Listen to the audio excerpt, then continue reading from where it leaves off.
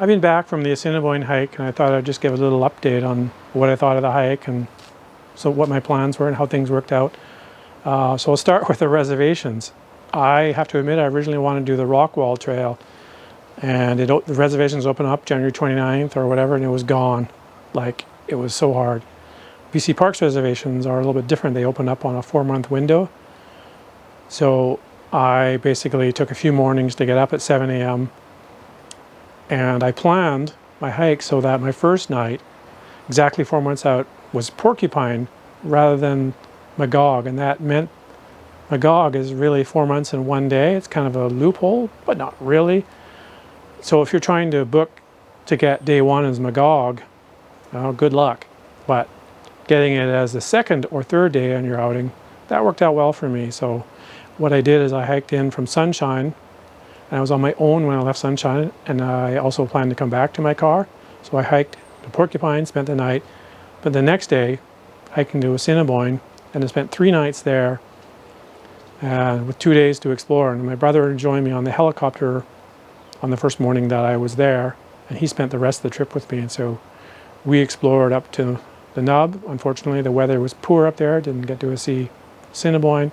And on the second day, we hiked up to Wonder Pass Viewpoint, and that was pretty awesome because we had better weather, and we could actually see the backside of Assiniboine. And then we hiked out together one day to Porcupine, and then another day to Sunshine. So that's 5 nights total, and 6 days of hiking. So that was a pretty good schedule. So if you're thinking of planning a trip to Assiniboine, I have to say that worked out really well for me. The weather wasn't great. We had some rain and some thunderstorms chasing me. I got rained on super hard one day hiking in.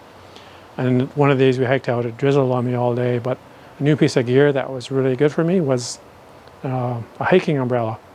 That was really cool. Really like that. What else? A bugs update. Mid-August, not many bugs. I didn't wear my bug repellent and I got very few bites. They were around. I was kind of surprised that they weren't very bad because the wildflowers were in their peak. It was stunning. Especially the wooded areas for some reason. The open meadows at Sunshine, not as many flowers, but yeah, the trees areas and the, yeah, it was just great. So the other thing, we went to the lodge for tea, and I was a bit underwhelmed with that. I thought it'd be fun, but yeah, we got to have a beer by the lodge and look out over the mountain and lake, but it was super busy and crowded, and it just didn't feel, I don't know. Yeah, some people are going to enjoy it. I didn't not enjoy it. I just didn't think it was that great. What else can I say? Equipment-wise, the star of the trip was the Durston Xmid 2. That was just awesome with the rain every night. It totally kept me dry. It was great. So I had an interesting thing happen. I mentioned that I got rained on, and I carry my phone in this tether, which is really handy to keep me from losing it. My phone was in my pocket. But it got water in the charging port.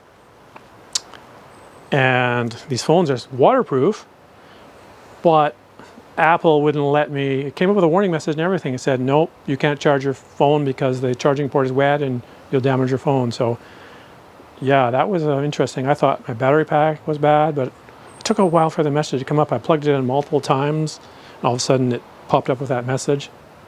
It wouldn't come up with a message unless my phone wasn't locked. Weird. But yeah, I had to wait for my phone to dry out before I could use it again because the batteries went dead naturally because I couldn't charge it. So that was interesting. So the big question is, how hard was the hike? Well, Mr. Silver Hair here, I'm not that young. I found it hard for me, but compared to hikes I've done in the past, I really don't think it's very hard of a hike. Like, there wasn't a lot of elevation gain. I broke it up into, 2 days to hike in from Sunshine. So I split the 27 into roughly 13 each day, and that worked out good for me. The trip down into Porcupine, yeah, it's steep. And on the day that we hiked from Porcupine up to Citadel Pass, that was the worst, steepest, longest climb of the whole trip. And yeah, I was a bit winded, but I made it. That's only, was it 400 or 600 meters of climbing?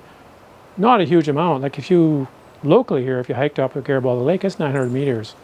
Never found it that hard. So overall, yeah, the hike was great.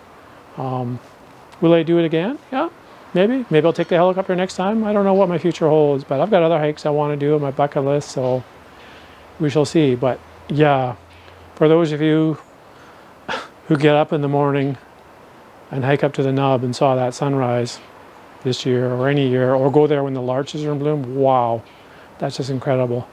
I would love to do that, but I need my sleep, so I didn't do that. So overall, yeah, big thumbs up. Just hard to get a reservation. So if you do that trick where you reserve at Og or Porcupine on the way in before trying to get Magog, you might get more lucky. Anyways, if you go, enjoy. Woohoo.